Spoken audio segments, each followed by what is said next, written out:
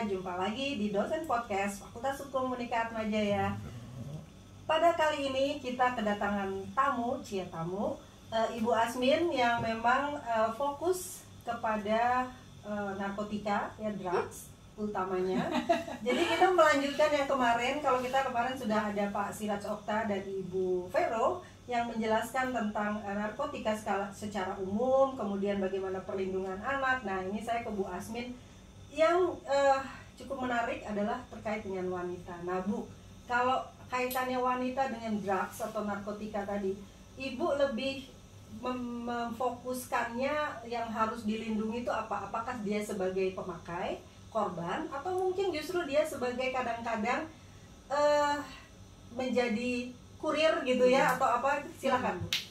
Iya, kalau mau bicara soal narkotika dan perempuan, sebenarnya topiknya besar banget ya. Salah satu yang memang kita harus fokuskan adalah terutama di Indonesia dan negara-negara yang berkembang gitu ya, bagaimana perempuan itu terjerat di dalam kita nyebutnya tuh drug offenses atau aktivitas yang berhubungan dengan narkotika, baik dia pengguna, baik dia kurir ya, kalau istilahnya di internasional tuh disebutnya drug mules gitu, pembawa narkotika, tapi sebenarnya dia tidak mendapatkan keuntungan.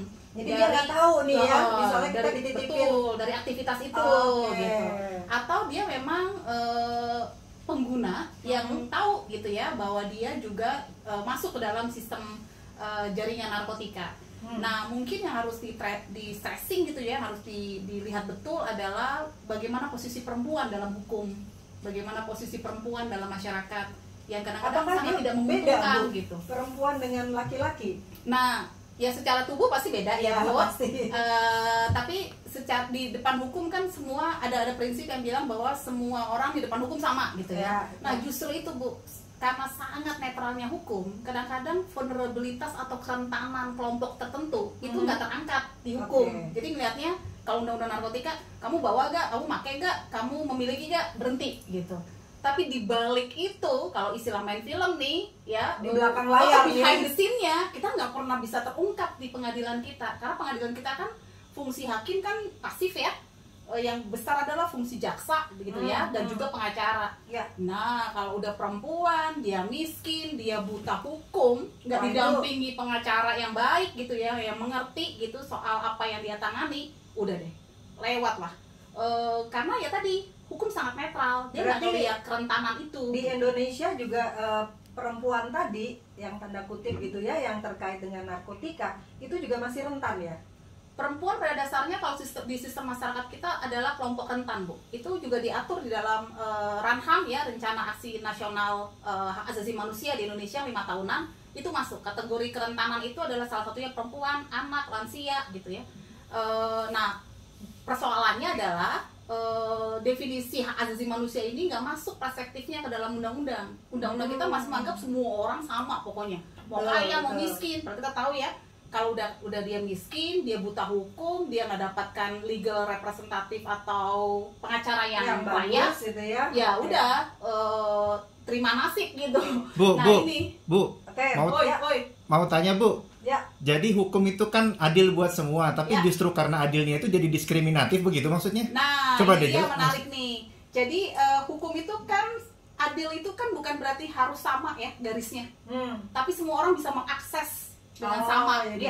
Jadi bicara soal akses itu penting dalam keadilan. Jadi adil itu bukan berarti kalau sama-sama melakukan maka hukum aja dengan secara sama, bukan hanya itu. Tapi misalnya apakah dalam proses penyelidikan didampingi gak oleh pengacara? Apakah dalam proses itu dia kena siksa gak sehingga dia harus mengakui kesalahannya gitu ya? Apakah dia ditakut-takuti sehingga atau dia yang misalnya hukumannya sama tetapi ternyata kejahatannya sama tetapi hukumannya bisa beda karena ya kita tahu ya ada budaya korup mungkin yang muncul. Nah, ini juga akhirnya membuat akses tentang keadilannya nggak sama. Saya tertarik tadi yang drug mules ya, ini mungkin hal baru buat sahabat Atma, terkait dengan orang yang membawa gitu ya, Bu ya, atau trafficker sih gitu sebenarnya ya. Kalau istilah gampangnya tuh dia sebenarnya memindahkan barang tadi yang barangnya tapi barang haram gitu ya. Jadi ini akan terkait. Nah, itu kira-kira di Indonesia apakah sudah banyak juga ini kejadian ya? Kalau kejadiannya banyak, Bu. Kita bisa banyak banget kasus yang drug mules. Drug mules itu kan adalah orang yang membawa narkotika tapi nggak mendapatkan benefit ekonomi gitu ya, atau dia mendapatkan benefit ekonomi tapi sangat sedikit. Jadi kayak modelnya tuh dibandingkan kayak dengan harganya tadi ya. dibandingkan dengan resikonya, ya Dan resikonya kan resikonya, besar iya. ya, hukumannya mati loh. Iya. Nah, yang ketiga, dia nggak menentukan sendiri klien, dia nggak menentukan sendiri cara transfer, dia nggak menentukan. Jadi Ada kayak contohnya nggak Bu supaya lebih jelas? yang paling lagi heboh nih sekarang adalah 2 kasus ya, perempuan dua-duanya, female drug mules kalau kita bisa sebut, itu adalah Mary Jane dan Mary Utami. Dua-duanya sekarang di detro nih, lagi menunggu di tahun 2016 Mary Jane tidak jadi dieksekusi gitu ya, karena ternyata pemerintah mendapatkan ya semacam. Atau mungkin Ibu bisa cerita sedikit kalau yang Mary Jane gimana, kalau yang satu itu apakah sama mirip-mirip gitu ceritanya kasusnya? Kalau Mary Jane itu kasusnya adalah dia diminta membawa koper yang isinya adalah narkotika gitu ya ke Jogja dan akan diserahkan kepada seseorang oleh majikannya di Malaysia. Nah, Mary Jane tanpa pengetahuannya dia membawa koper itu, tapi ketahuan di Bandara Adi Sucipto Surabaya, Yogyakarta. Dia ditangkap Dan dia tidak tahu bahwa apa yang dia dia nggak tahu. bawa. Dalam proses dia udah bilang sebenarnya itu koper saya bawa, tetapi itu bukan punya saya gitu. Dia menyebutkan ada 2 nama gitu yang disebut-sebut dari awal sampai sidang di PN. Sayangnya ya itu 2 nama itu di DPO-kan aja nggak gitu ya, di daftar pencari orang. Dia nggak digali gitu 2 nama 2 ini nama siapa. itu orang Indonesia juga? Dua-duanya orang Filipina. Oh, oke. Nah, Mary Utami ini kasusnya adalah dia juga membawa narkotika dalam tas, dalam sejumlah beberapa besarnya, saya lupa ya spesifiknya berapa kilo. Itu milik suaminya gitu, yang dia juga nggak tahu. Nah, ini jadi ketidaktahuan itu nggak perlu banget dibuktikan sih dalam undang-undang narkotika, karena undang-undang narkotika tuh nggak harus bilang nggak tersirat gitu ya ada niat membawa, itu nggak ada. Ya, karena kan mungkin bisa aja orang bilang oh jangan-jangan dia bohong bilang nggak tahu padahal tahu gitu ya. Karena undang-undangnya juga ini sih Bu ya, sangat terbuka banget itu. Kalau kita nyebutnya tuh kayak undang-undang ya apapun bisa masuk, misalnya definisinya tuh setiap orang yang membawa gitu. Iya, membawa itu dalam arti membawanya dia punya niat membawa, sengaja atau tidak sengajanya tuh itu dia. Itu yang saya ingin tanya juga. Kalau dari segi hukum gitu Bu ya, dia membawa tanpa dia tahu isinya apa, dengan dia membawa tapi dia tahu apa yang dibawa, itu beda ya? Kalau dari segi hukum? Harusnya sih ada bedanya ya Bu, karena kan unsur sengaja dan niat itu adalah salah satu prinsip penting dalam hukum pidana kita ya, yang harus dibuktikan gitu. Ya betul Bu, saya nyambung ya. Yuk. Beda Bu. Ini Pak Adi, silakan Pak Adi. Iya, kalau dia tahu ya, itu kan dia punya niat, jadi punya ketercelaan gitu. Tapi kalau dia nggak tahu, itu dia cuma jadi alat. Nah, kalau alat itu kan tidak dipidana. Jadi ada menyuruh lakukan, ada penganjuran tuh kalau dalam ajaran turut serta ya. Nah, itu jadi kalau dia nggak tahu, tapi memang sulit ya. Tahu dari mana dia nggak tahu, dia bisa aja ngaku nggak tahu gitu ya. Nah, itu problem pembuktian lah itu. Tapi bicara teorinya, kalau dia nggak tahu harusnya dia tidak dipidana karena tidak ada tercelaknya gitu. Makasih.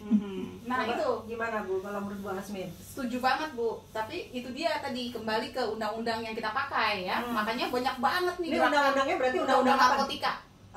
Bisa tahu Bu nomor berapa? Undang-undang nomor 35 tahun 2009. Oke. Nah, undang-undang ini makanya kita harus hati-hati banget ya.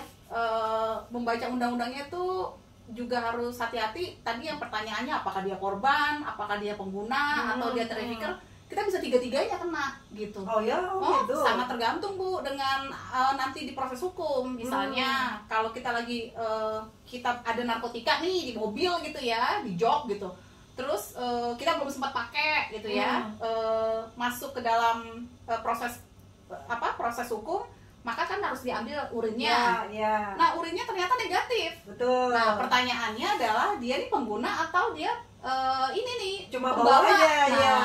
Di undang-undang itu yang pembawa itu ya kan kalau menggunakan sesuatu ya masa kita nggak bawa ya Bu? Maksudnya kita mau pakai nih kacamata, masa kita nggak bawa kacamata? Iya. Atau ada juga definisi menguasai. Nah, bedanya ngebawa sama menguasai apa? Nah, itu nggak ada penjelasannya di dalam undang-undang. Jadi dalam penjelasannya pun nggak ada. Nggak ada, semuanya cukup jelas. Nah itu yang bikin akhirnya semua orang bisa terjerat. Nah disinilah yang kadang-kadang kita harus sangat hati-hati gitu ya kalau berhadapan dengan hukum, apalagi kalau misalnya ada disebutnya dengan transaksi hukum gitu. Karena bisa pasalnya 111, 112, 113, 14 itu definisinya itu abu-abu gitu Bu. Oke. Nah ini sih yang harus hati-hati banget deh kalau mau Saya itu. tadi balik lagi mau tentang perempuan tadi ya. Nah, tadi kaitannya karena itu kan bisa dihukum mati ya Bu ya. Nah, ini saya sedikit masuk ke hukuman mati. Kalau menurut Bu Asmin gimana? Hukuman mati menurut saya itu harusnya udah nggak ada lagi ya Bu. Itu kan hukuman mati itu kan adalah masa di mana hukum itu dipegang oleh penguasa ya. Penguasa tentu karena dia tahu dia berkuasa atas banyak orang, termasuk juga adalah masyarakatnya, maka dia bisa aja menerapkan hukum sebesar-besarnya gitu ya, termasuk hukuman mati. Yang kedua, udah banyak banget negara yang sepakat bahwa hukuman mati itu nggak ada hubungannya dengan efek jerak. Kita kan kalau orang hukum bilangnya biar jerak matiin aja gitu ya. Karena biasanya narkotika nih berat nih hukum mati aja. Iya. Ternyata enggak Bu. Jadi datanya menarik banget. Di tahun 2016 pasca dieksekusinya terpidana mati kasus narkotika, di 2016 tuh semuanya terpidana mati narkotika yang dieksekusi kecuali Mary Jane tadi ya yang nggak jadi. Itu pertanyaannya adalah seminggu, sebulan, atau 3 bulan setelah eksekusi ada lagi gitu ya. Ternyata makin naik Bu, arrest makin tinggi, ya penangkapan makin tinggi, barang dagangannya juga makin tinggi. Jadi yang kemarin tuh beberapa waktu lalu yang 2,5 ton itu ya. Di Aceh itu. Ya, padahal itu pada saat itu tahun ini sekarang 2021 ya.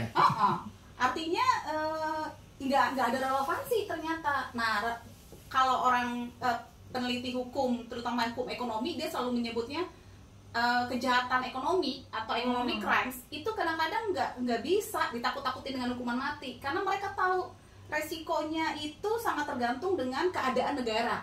Kalau negaranya taat hukum, aparatur negaranya itu sangat menjunjung tinggi hukum gitu ya, mungkin resiko tinggi. Tapi kalau di negara yang aparatnya perlu untuk lebih ditingkatin ya rasa penegakan hukumnya, maka resikonya kecil. Nah, untuk dapat keuntungan yang besar dengan resiko kecil, itu tetap jalan transaksi gitu. Begitu. Nah, tadi saya menarik tuh kalau misalnya seperti tadi Mary Jane yang dia sama sekali nggak tahu gitu ya kalau tas ini yang dia bawa itu berisi. Kalau dari segi perlindungan gitu ya terhadap terutama kalau ini kebetulan wanita gitu atau perempuan, itu berarti kalau menurut Ibu apakah sudah cukup gitu di Indonesia? Kalau dari undang-undang narkotika sih nggak ada pembeda. Nah kalau dalam segi hukum acara ya itu kita memang ya sekarang pendekatan gender itu dalam hukum acara pidana sudah mulai ya apalagi sejak didirikannya misalnya tempat-tempat layanan terhadap perempuan dan anak gitu ya. Jadi diharapkan gender perspektif itu di proses hukum acara kita berjalan dengan baik. Tetapi secara substansi hukum sebenarnya nggak ada perubahan. Persoalannya kan hakim kan nggak pada saat dia memutuskan dia kan sangat kental dengan hukum material ya. Betul. Hukum acaranya tuh nggak akan direview gitu. Karena sebenarnya tuh harusnya adalah pada saat dalam proses P21 dan segala macam disitulah hukum acara itu berjalan. Misalnya berapa hari dia ditahan gitu-gitu ya.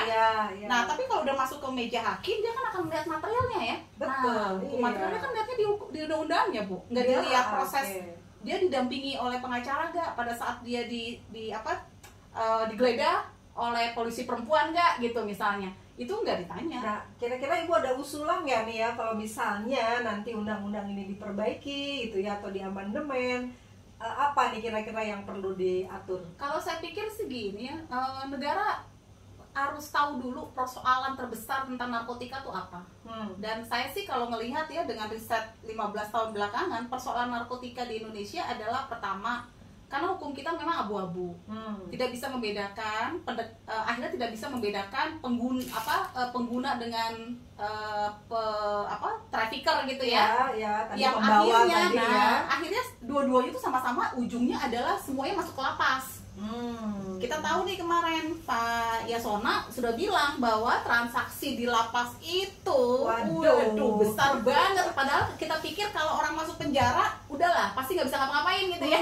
Karena enggak, transaksi itu, di sana gitu.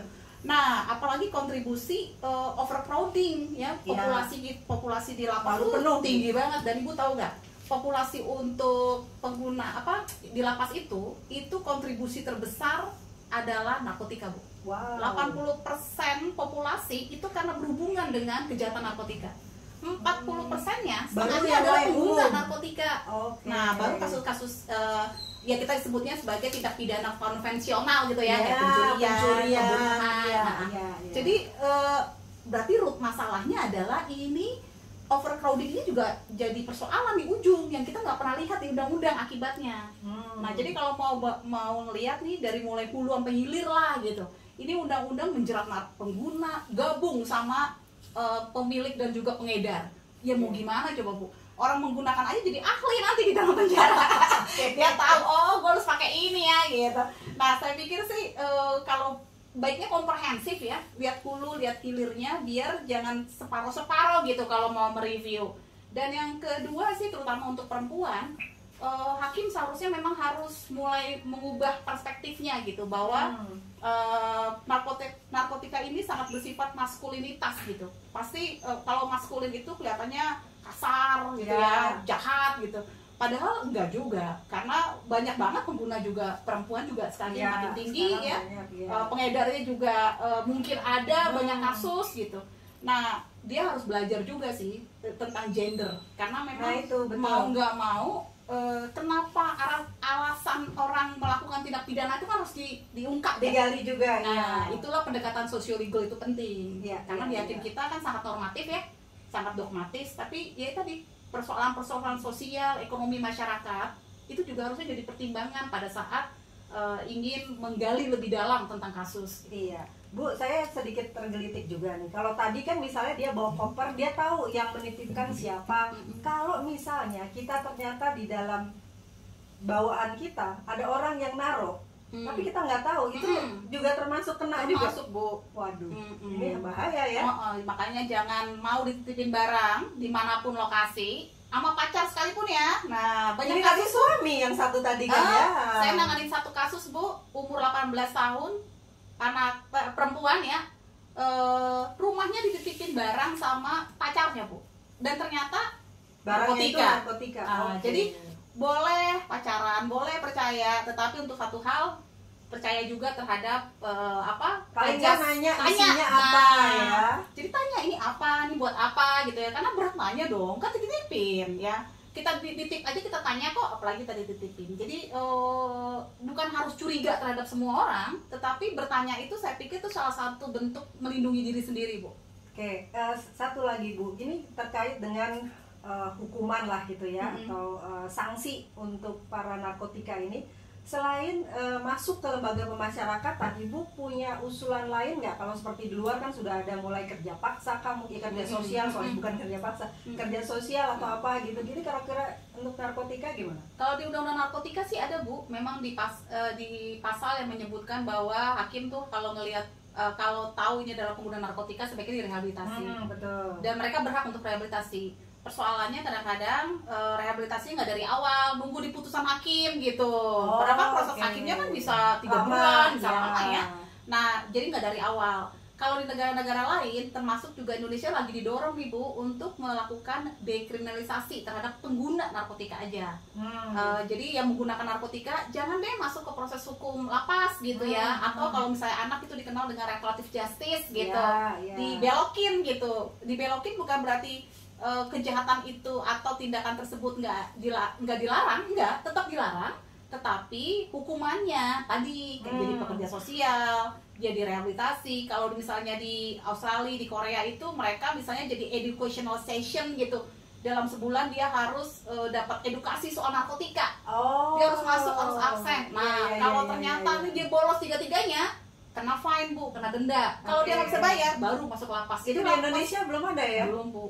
Nah, hanya rehabilitasi ya. Rehabilitasi. Jadi konsep tadi sih pidana tuh bilang ultimatum remedium itu loh, Bu, bahwa itu udah upaya terakhir, jangan langsung apa-apa masuk lapas gitu ya. Nah, itu sebaiknya memang mulai harus dipahami, bukan cuma di buku ya, tetapi aparat penegak hukum harus lihat, iya ya, nggak harus semuanya di lapas, karena lapas nggak bisa nyelesain semua masalah. sekarang Pak Menterinya lagi pusing ya karena overcrowded itu, Oke. COVID lagi gitu ya, wah tambah pusing gitu. Nah, Oke, Bu. itu sih Pak Bu. Terakhir ya, mungkin Ibu ada saran-saran atau statement nih terkait wanita atau perempuan dengan narkotika ini, terutama yang drug use tadi.